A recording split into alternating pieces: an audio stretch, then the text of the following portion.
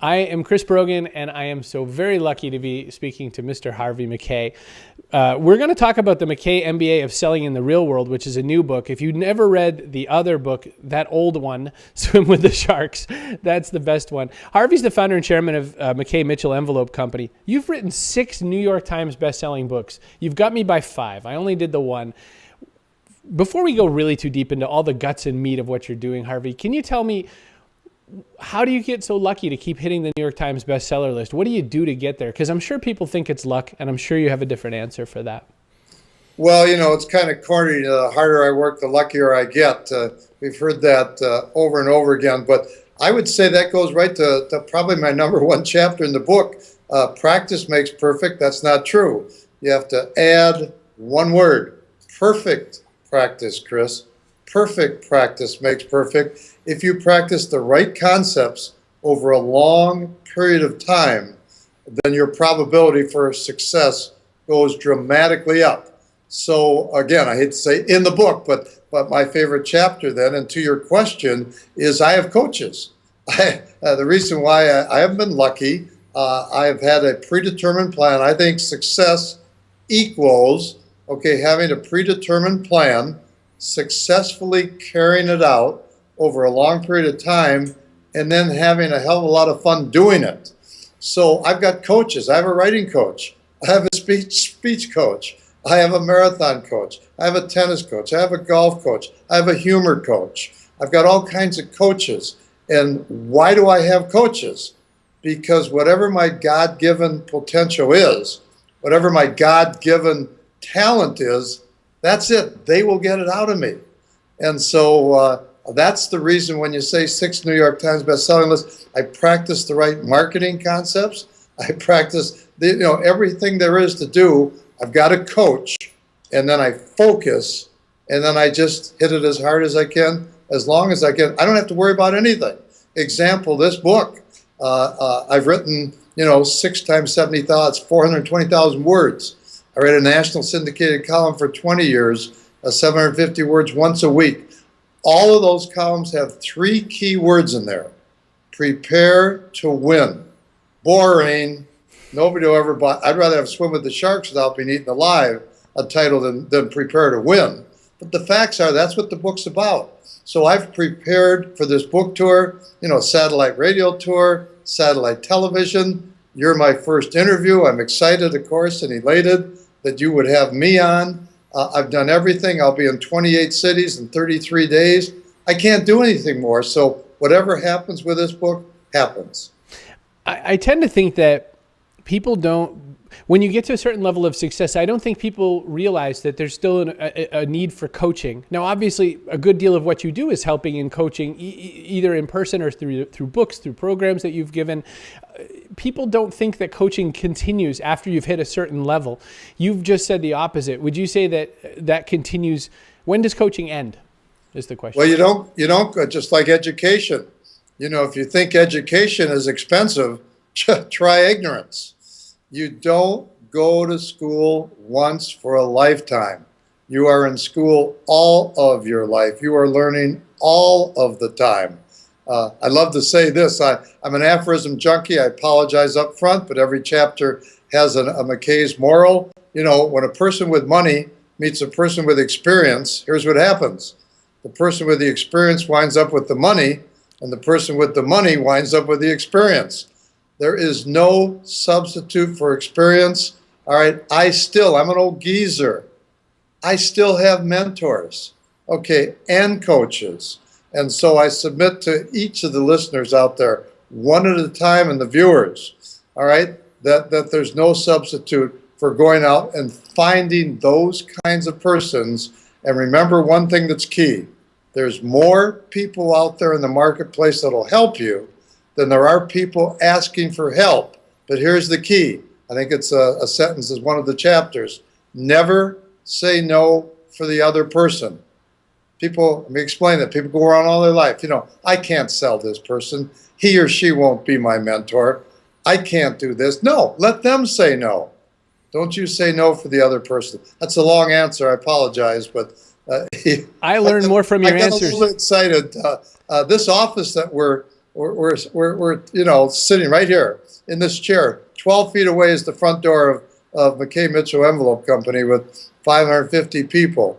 Proud that I'm an entrepreneur. Always had trouble spelling the word, but that's what I wanted to be, was an entrepreneur. 500 people have walked through that front door to be mentored. And I want to tell you, mentors change. Coaches change over a period of a lifetime. So what you did, 20, 30 years ago is a little bit different. And let's talk about staying in school again. I would hate to have surgery, from a surgeon who got out of medical school in 2002 and didn't keep up to speed with all the technology in the world that we have at our disposal today.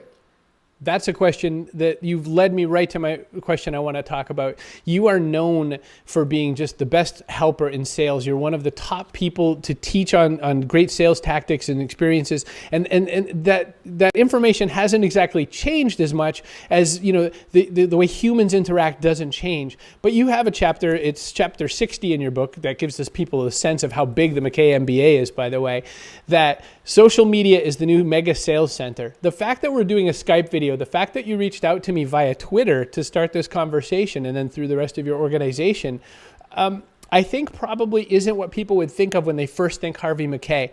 But clearly, you have been Mr. Cutting Edge all this time. It's just people are catching up to realizing that. Can you talk a little bit about what first excited you about using this tool for a sales medium? Surely. Well, we have to understand that there's been a seismic shift out there, in the marketplace. Now, having said that, and exactly to piggyback on your question, I don't think anything has changed in the last 75 to 100 years as far as being successful. It's the way that we get our information that there's been a humongous change. I'm sitting here again in Minneapolis, 20 minutes from where we're Skyping right now, was a company called Honeywell, one of the biggest in the world, computers, then Cray Research, then Control Data. These companies had the biggest computers in the world. They wouldn't fit into my office today. I mean, in the olden days. You couldn't get them inside my living room. Yet here with an iPhone, 3 feet away, boom, what do I have in my hand here? An iPhone. I have more power in the palm of my hand than people had years ago. So if I were going to call on you, Chris, and you were a customer, I'd have to go to the library in the olden days. I'd have to get an annual report. I'd have to move mountains to do my homework and prepare to win. And so therefore, yes, I'm excited about all the modern day technology that we have. I have my iPad, I have my iPhone, I've got it all, of course. And now at my fingertips, there's no such thing as a cold call. And I would say this, and anytime you're having an interview, this is it, gang, to the listeners, the next 180 seconds.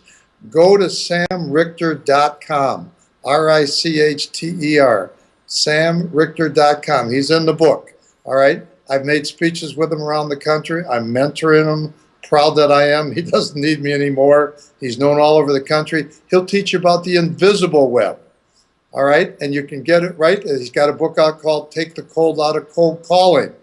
And so these kinds of things that I've embraced, have really helped me dramatically. Let me be more specific. If I'm going to make a call on you, Chris, I want a job. I want to sell you a product, I want to humanize my selling strategy. Repeat, humanize my selling strategy. So I want to know whether you're a Democrat, Republican, Independent. I want to know if you're a golfer. I want to know what your golf scores are. I want to know what your handicap is, what country club you play at, what kind of home you live in, what area, what charities you give to. All these different things I can find out on the invisible web through Sam Richter's coaching. He's my guru, of course, on social media. So in answer to your question, you have to embrace the technology, and when you superimpose that on top of your strategy, that nothing has changed, which is what makes a great salesperson, which is 3 things on page 1. Number 1, hungry fighter. Number 2, hungry fighter. And number 3, hungry fighter. Now you understand, how to be successful. You just merge the two.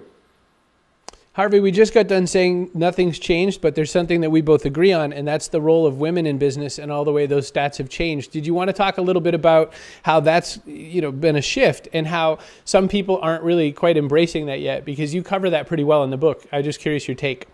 That is another seismic shift. And these are not typos, I should say to the viewers. These are actual facts. Just last June, from our American colleges, 65% of all the pharmacy graduates, again, from our universities, women. 33% accounting majors, women. 41 to 42% MBAers, women. 45% law, women. 47% medical school, women. Yale University 2 years ago, more females than women, than men, than their counterparts. Women entrepreneurs, multiplying 2, 3, 4 times faster than men, depending on which area of the country we study.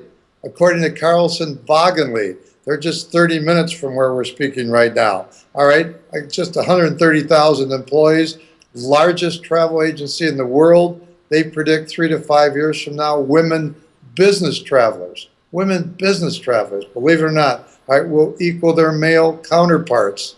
And now I call this man bites dog, Chris. Here we go. Women business owners, employ more people than all of the Fortune 500 companies combined. And as of 3-4 years ago, women business owners now equal and have surpassed their male counterparts in owning businesses. So you see underline some of these social paradigms have been shattered. And it's just amazing how people aren't necessarily rushing to that. The whole thing of not adjusting your strategy and not preparing for the new reality. I mean, as we said, lots of things haven't changed, but of course, Harvey, things have changed, in seismic ways, as you've pointed out. I wanted to talk, this is a real curve from where we were just talking, and I apologize for not having a better segue. You talk a lot in this book about the inside guts of people. You talk about enthusiasm. You have a whole thing on confidence. You have a whole lot about self-esteem. I think that this is the stuff that we fall away on training because we're afraid of training the soft skills. But I'd say that this has been a real hallmark of your education method all along. Do you want to talk about some of what makes that the most important part of selling beyond the mechanical parts? Well, you need to have all of that. You need to have that confidence. You need to have that, be able to pick yourself up off the ground. And the reason why is if you're a successful salesperson, guess what? Right at the top of the list comes rejection, comes failure. And without those skills, without that, your attitude determines your altitude. And so to practice those right skills, and I might add, there's a little piggyback here, but wow, I suggest to everybody, have a kitchen cabinet. Does that ever help? You see, first of all, when failure comes, all right, failure does not have to be permanent. All right, you're only a failure if you stay down. If you don't pick yourself up, that's when you're a failure, not to go down. You have to understand that that's going to happen all of the time throughout your life, rejection. A lot of bumps in the road, without question. And so therefore, I like to say even the Lone Ranger had Tonto, that you have to have that help from that kitchen cabinet and develop that inner faith. Believe in yourself even when no one else does. And back to that rejection again, I wrote a book called We Got Fired. It's the best thing that ever happened to us. Interviewed 28 famous Americans. Mayor Bloomberg, Lou Holtz, I'm a lucky guy. He's my closest friend in the whole world. We're brothers. We talk almost every day. What did I learn from all those people? Jesse the Body Ventura, our governor here in Minnesota.